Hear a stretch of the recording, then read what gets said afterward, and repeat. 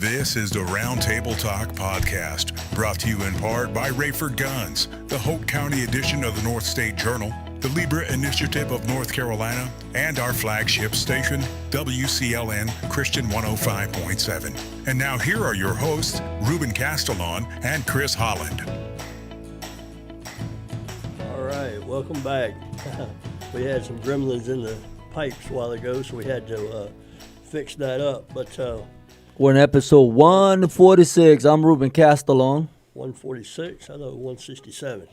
Didn't we say one? 146. All right. Right? I'm ahead. Whatever. All right, so right here on this cold, cloudy day, we're going to talk about some politics and as well as some stuff that's going on at the state level. So what we'll talk about first is candidate filing season has opened. So starting December 1st, candidates started filing for office for the 2026 primary election. The filing period runs through the December 19th at noon. So candidates for local, state, and federal offices, the requirements differ across contests. Right. Different stuff. But generally, anyone running for office must be a registered North Carolina voter and at least 21 years of age by the general election. All right. In most races, candidates must live in the district they seek to represent. One exception to that is the U.S. House, where prospective candidates can technically live anywhere in the state. So that's going to come into play, and we'll probably talk about it later. This past summer, the North Carolina legislature redrew the district maps, and they cut out District 1. They carved it up, and I can't recall the representative's name, but he now lives in District 3. He was the representative for District 1. He now lives in 3. So we're going to see if if he's actually going to file for re-election or not. It's kind of diluted his power base with that splitting up the district, but that's how it's going to go. Some offices have additional requirements. Judicial and district attorney candidates must be authorized to practice law. So you have to be a lawyer before you can be a judge. U.S. Senate candidates must be at least 30 and been a citizen for at least 9 years. House candidates must be at least 25 and have been a citizen for 7 years. Talking about exceptions. So former convicted felons may run for office if their rights of citizenship have been restored, with the exception of sheriff candidates. So if you're a convicted felon, whether your rights are restored or not, you can never run. You cannot be. Yeah, you can't be a sheriff. However, current felons may not seek elected office unless it's a federal office, such as the U.S. House or the Senate. So you can be a current felon. I say current felon. You could a convicted felon, not have your rights restored, and you can run to be a congressman or a senator. And I know there's a bunch of jokes around about the whole U.S. Congress is a bunch of felons anyway. So I guess it's just join the crowd, right? All right. So candidates that are considering running, and we'll get into the list later on who's already filed, but if you're going to run for office, you must list the office that you're running for, how you want your name to appear on the ballot, no nicknames, Bubba or no titles, or anything like no titles. Chris or Christopher, that's acceptable. That's an acceptable nickname is how they determine it in the reg. Campaign phone number and email address, residential address, and whether you've been convicted of a felony. If so, you must fill out the document providing more details. This is where some people get confused as far as partisan and nonpartisan. All right, so primary elections are partisan races, meaning that Republicans are going to vote for the Republican candidates that they want to push forward to the November election. Democrats vote for the Democrat candidate. Unaffiliated, you can choose either party to vote for on that ballot. Now, if you're an unaffiliated voter that wants to run as a candidate, what you must do is you must file a petition, and you get 2%, 2 or 4% of the registered voters in the county to sign your petition, and then that is due to the State Board of Elections by end of day on primary day, which will be March 3rd. Good luck with that. In this, we've had a couple that have done it, and it's possible as the population grows, the registered voters grow, numbers grow. Obviously, you're going to require more signatures, but it's the technique that if you're unaffiliated, that's how you're going to get into it. And then, like I said, because primaries are partisan, unaffiliated will automatically appear on the ballot. There's no primary contest for unaffiliated candidates. All right. All right, so in something else, there's another question that was asked that candidates do have to file and pay a filing fee. The price depends on the office, but generally amounts to 1% of the office's base salary. For example, candidates for U.S. House will pay $1,740 in fees, while state legislative candidates have to cough up $139.51, which is kind of surprising that our county commissioner race, I think, is $223. So that means our county commissioners actually make more in annual salary than our state legislators. To my recollection, the last time somebody brought that to our attention, I want to say that our local Hope County commissioners were making $38K a year, and that was not including all the money they get for the extra meetings and the 401K. I mean, I didn't really follow it. Well, I don't know if the Board of Elections has that but information. 2% of $38,000, 1%. 1%. So yeah, it's $330. 300, yeah. And right now, the filing fee I saw somebody posted it was like $223. So, they're saying that the salary is $22,000. But I would think that would be the job of the Board of Elections director to make sure that is done correctly. Or the Board of Elections, yeah. To file that notice to the state board. Because correct me if I'm wrong, but it's my understanding that local offices are filed locally, and the state or the federal, you have to go to Raleigh to file. Right, and so I did have that written here. Candidates running for national offices, state offices, superior court judge, district court judge, or district attorney file their notice of candidacy with the state board. Candidates running for state legislature and other county and local offices file with their county Board of Elections. So yeah, the judges, Representative Garland Pierce will be filing in Scotland County. In Scotland County. Exactly. Or Hope County. I think it has to be in your county of residency. Oh, okay. Yeah. It has to be where you actually reside. All right, so after candidate filing, so after December 19, North Carolinians eligible to vote in the candidate's race have 10 business days to challenge a candidate's eligibility. So on this cycle, that's January 8th, 2026. So basically, once all the filings are complete, because you have 10 days, once you file, you have 10 days to change your mind. If you figure out that I don't really live in Hope County, which we had that accusation before with the Senate candidate. But so by January 8th, if anybody has information that the candidate is disqualified for running in that election, then they have up till January 8th to file that with the state board or the county board. They'll go up to the state board, they'll adjudicate it, look at all the facts, and determine whether that person is actually eligible to run or not. Well, didn't we have one not too long ago where I want to say it was an active military person?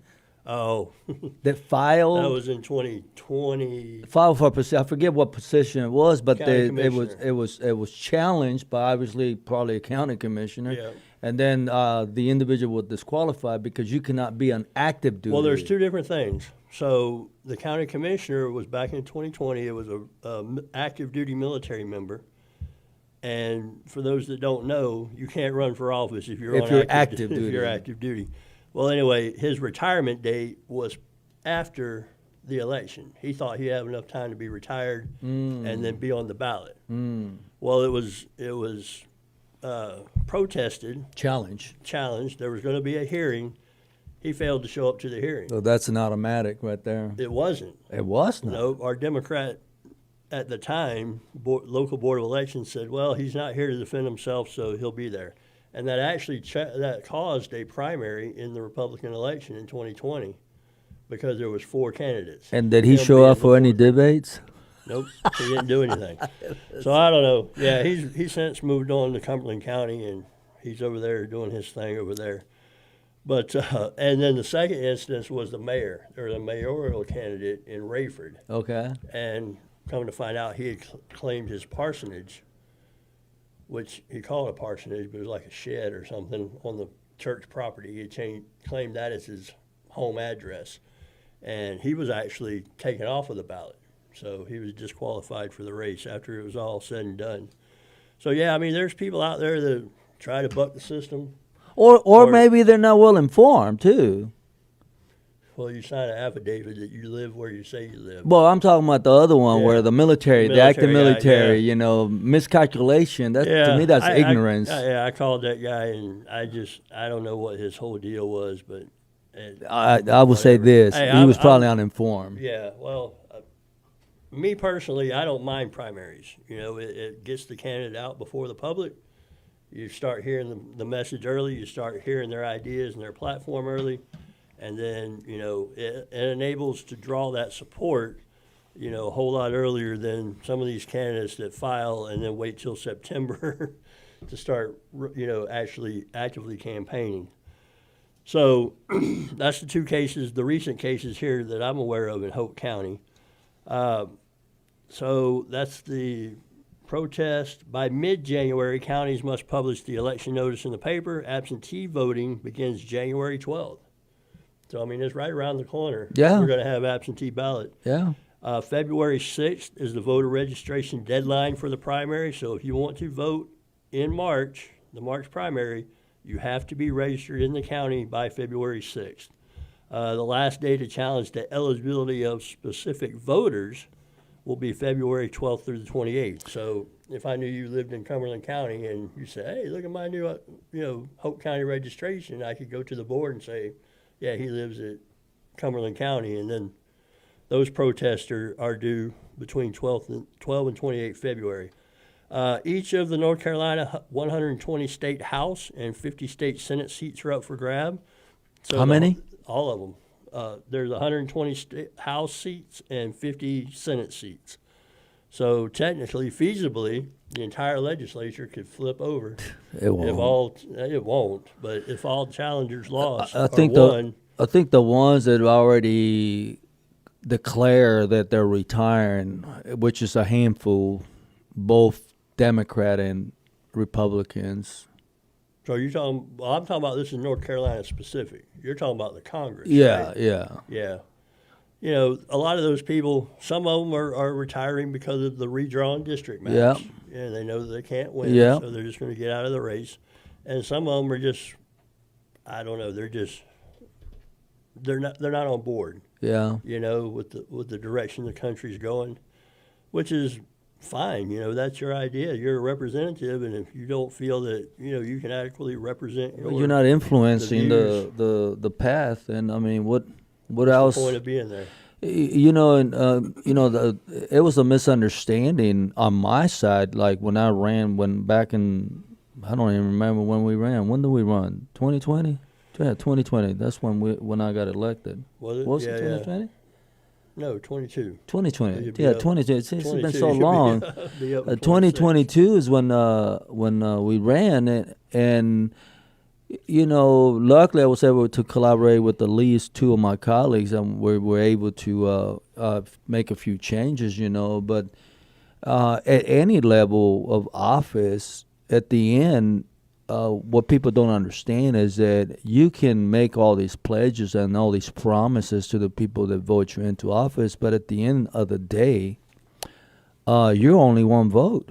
Yeah. You have to get the majority. You have to convince the majority to go. Yeah, to vote along with your resolution or your bill, whatever you're trying to pass, and it's very difficult, especially when you're trying to pass a very contradicting law. Or controversial. Controversial law. It can be very challenging, and so I can see it can be very frustrating, and that's why I don't know who coined this. It was right before my time. I decided to run, but it was like elections matter, You know, Elections have consequences. yeah, as elections, President Obama, yeah. elections have consequences, and you know, today you got people that still vote under party lines.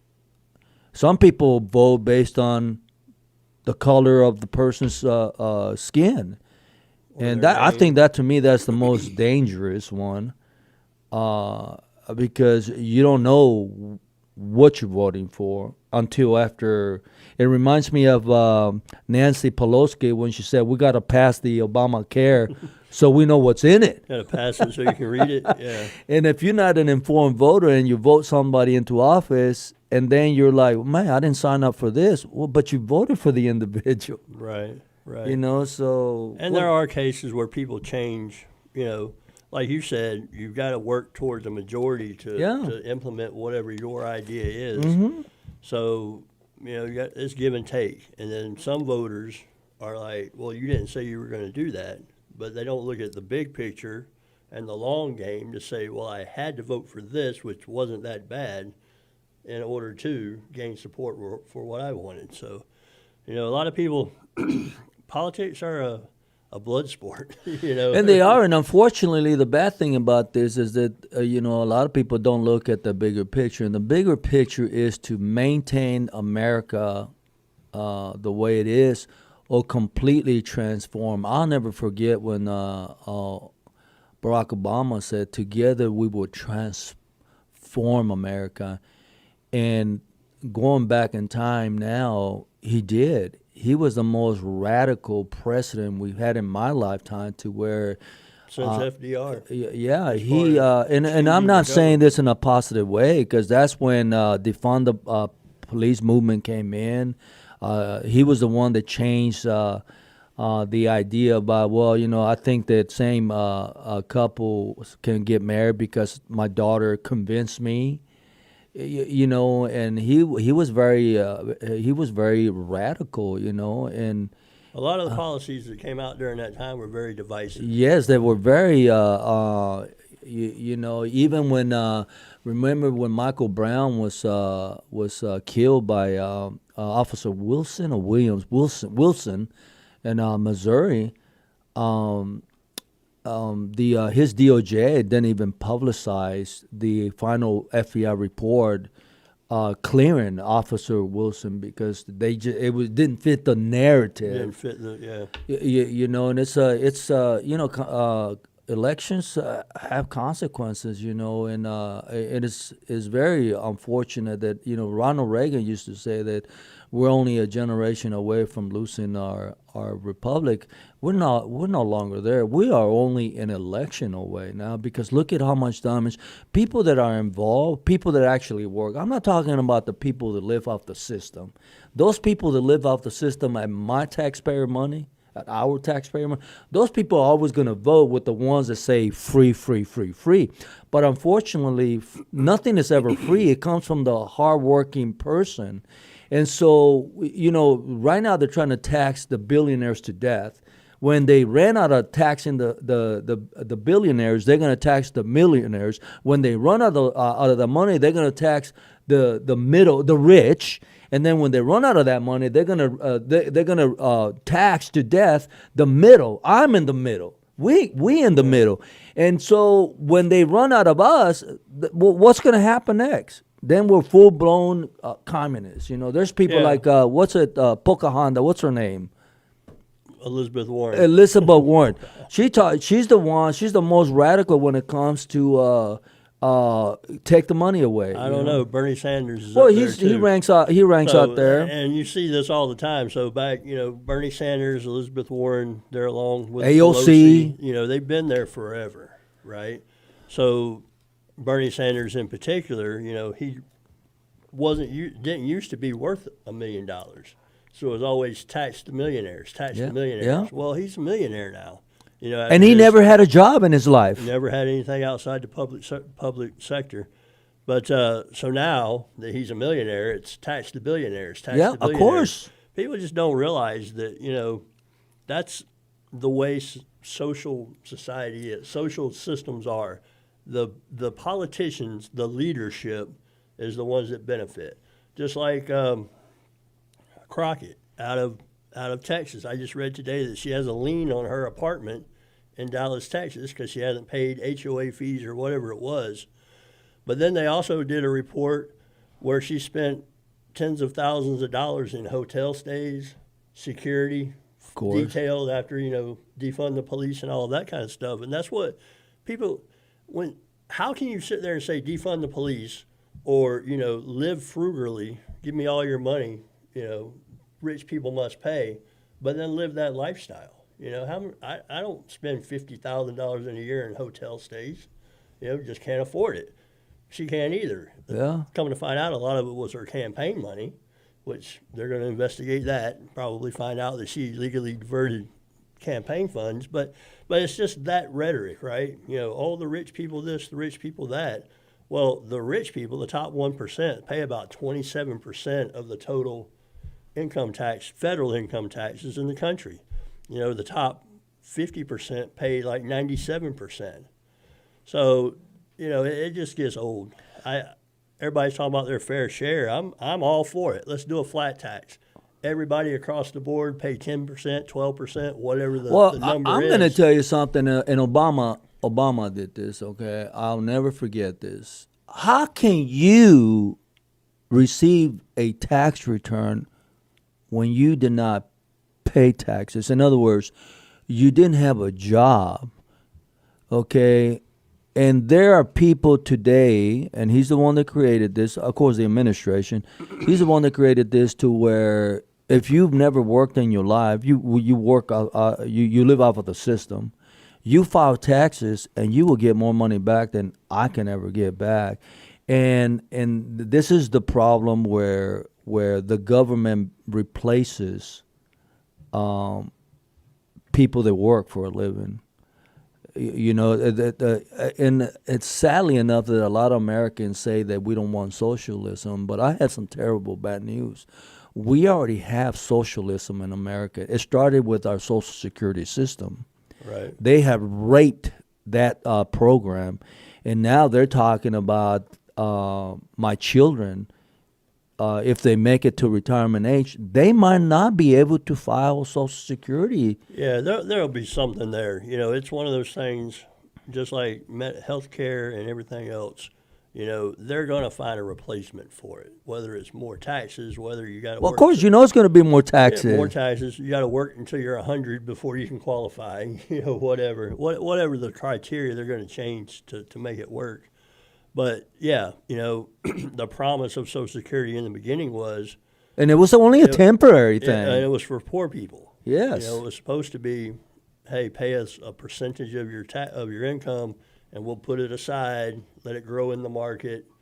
Bonds mainly, government bonds, which is just borrowing from the Treasury. But anyway, and then we'll give you a dividend, a rebate once you retire. And I don't understand looking at it. Pay $300 or $400 a month in Social Security tax. However, looking at the Social Security payments, you're talking about a couple $1,000s, for a person that had a decent job. Right. So if I pay $2,000 a year or $3,000 a year in taxes, but I get back $2,000 every month, of course it's going to go broke. There's not enough investment, unless it's Nancy Pelosi, unless she's running it. But, there's not enough taxpayers. It's a pyramid scheme. There's just not enough people paying into the system anymore. As our society grows older, our country birth rates are declining. And that's I'm glad you brought that topic, because I'm gonna tell you this right now. Japan is in a lot of trouble right now. At the rate that they're going, they're gonna become extinct. Italy is in a lot of trouble because they're not having the birth rate increase. Japan is like at one point something. It's below the and you need. rate. It's my understanding that in order for you to maintain a population, a nation, you need right now you need 2.75 children. I don't know how that works. I don't know how you can have two.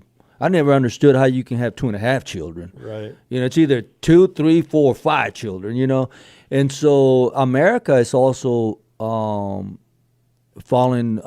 behind, and because the federal government has implemented this system about, we don't need the traditional family. You can have women today are encouraged to have children out of wedlock. We'll help you. We'll be your daddy. The federal government will be your daddy. We'll pay you. And so that encourages a woman to have another kid out of wedlock because that woman is going to get more money. Well, yeah, that was Lyndon Johnson with the what I can't name the name of the program, but they actually penalized married couples. Yes, that had children. You wouldn't be able to get welfare. You couldn't get as high a welfare anyway, and so that started back in the '60s, and here we are, 60 years later. And what else you got on that? All right, yeah, back to local stuff. All right, so we have 2 Supreme Court seats that are up, 3 Court of Appeal seats that are up, 29 Superior Court judge races, 125 district court races, and 39 district attorney races are across the state. We talked about it earlier, a federal district court is currently deciding whether to allow the 2025 congressional map to be used for the 2026 election while a broader lawsuit progresses. I mean, North Carolina for the last 10 years, it seems like every election there's something, whether it's voter ID, whether it's congressional maps, whether it's whatever, there's always some lawsuits, and that just shows you that you as a North Carolinian have a outsized influence on the election, because who you put in office, who you put in office, and also your vote counts, we swing federal elections. That's right, we do.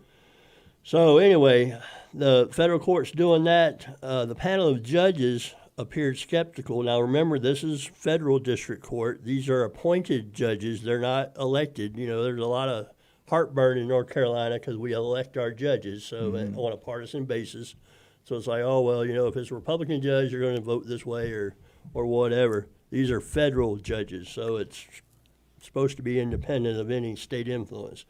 But they appeared skeptical of the arguments against the map, so it's likely that the 2025 map will stand, at least for now. If judges don't rule before December 1st, which you've already passed, they could postpone the start of the filing period until the issue is resolved. We know that didn't happen, so filing is going on, and we'll see. Like I said, the opinion of a lot of people that do this stuff professionally is that these maps are going to stand. They're going to withstand, but especially in light of several Supreme Court rulings that basically, a state can politics can determine your districts, right? Of course. And Democrats did it for 50 years, 100 years in North Carolina. They just were never challenged on it, and now the Republicans are doing it, so it's up in the courts. And they'll probably determine that, it is a valid way to divide your districts.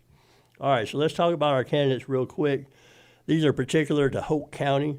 I'm not going to go through presidents and all that kind of, or Congress and all of that, but for District Court Judge Seat 1, we have Kimberly Furr Davis and Lindsey Smith, so there will be a primary in that election. District Court Judge Seat 2 is Beth Tanner, Judge Beth Tanner. She does not currently have an opponent. Seat 5 is Johan. He does not have a current opponent. House of Representatives District 48, we have Garland Pierce, who does not have an opponent at this time. And then we have Kurt Lowry and Ralph Carter, both Republicans, so there will be a primary in that race in March. Board of Elections, we have Ricky Locklear, Harry Sutherland, and Tony Hunt. They're all Democrats. You mean county commissioner? What did I say? You board election. Okay, county commissioners, yeah. Ricky Locklear, Sutherland, and Hunt. Sutherland and Hunt, we all know, are incumbents. And I know it's my understanding that Alan Thomas has not filed yet. He has not. That's what I was going to say. I'm sure he will, though. He has not filed yet, but I'm sure he will. So that will lead to a primary in that election. And currently we have Stephanie Carter has filed for Board of Commissioners with the Republicans. And then we have County Sheriff Roderick Virgil and there's nobody filed to oppose him yet. But we will put a list on our Facebook page, starting with the Congress. There's going to be some primaries in the congressional and the Senate race, so we'll put that just so everybody can start doing their research. January is right around the corner, and these things are going to come hard and fast. But that's all I have for that right now. I mean, I gotta add to this. Okay, we've always talked about this. The election cycle is coming up. It's right here in front of us already. If you're listening, you need to be informed. You need to pass the word out, because I honestly believe that we are only an election away from losing our country. We have enemies. America is being attacked from the inside, not just outside. Our biggest concern right now, especially in specific states, like Michigan's already been taking one of the cities, Newborn, I think, Texas. I'm talking about, Islam.